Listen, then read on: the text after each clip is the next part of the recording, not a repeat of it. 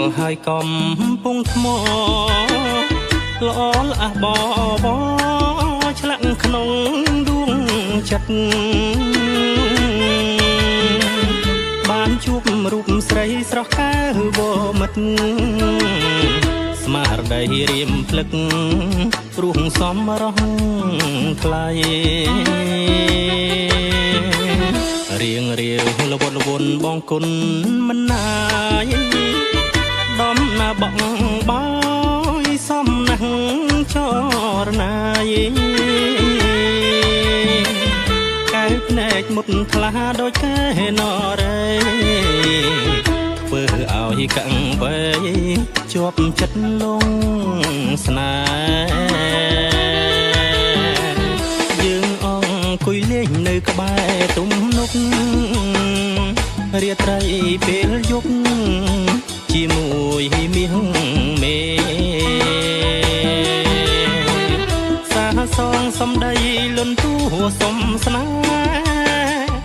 នៅក្រោមដួងខែរះពេញបរមីតឹងជីនិតអើយសូមអ្នកជួយចាំជួយកត់ចំណាំស្នេហ៍បងនឹងស្រីថាបងស្មោះស្ម័គ្រមិនក្បត់ទេថ្លៃធ្នមថែស្នេហ៍ថ្មីមិនឲ្យសងការ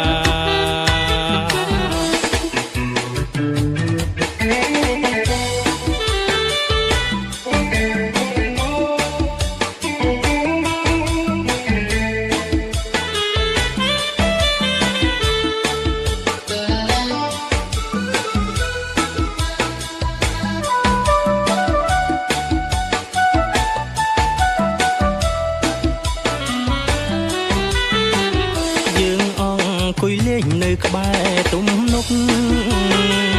រាត្រីពេលយប់ជាមួយមាសមេសាសងសំដីលន់ទួសំស្នេហ៍នៅក្រោមដួងខែរះពេញបរមីតឹងជីនិតអើយសូមអ្នកជួយចាំជួយកត់ចំណាំស្នេហ៍បងនឹងស្រីថាបងស្មោះស្ម័គ្រមិនក្បត់ទេថ្លៃធ្នមថែស្នេហ៍ថ្មីមិនឲ្យសងការ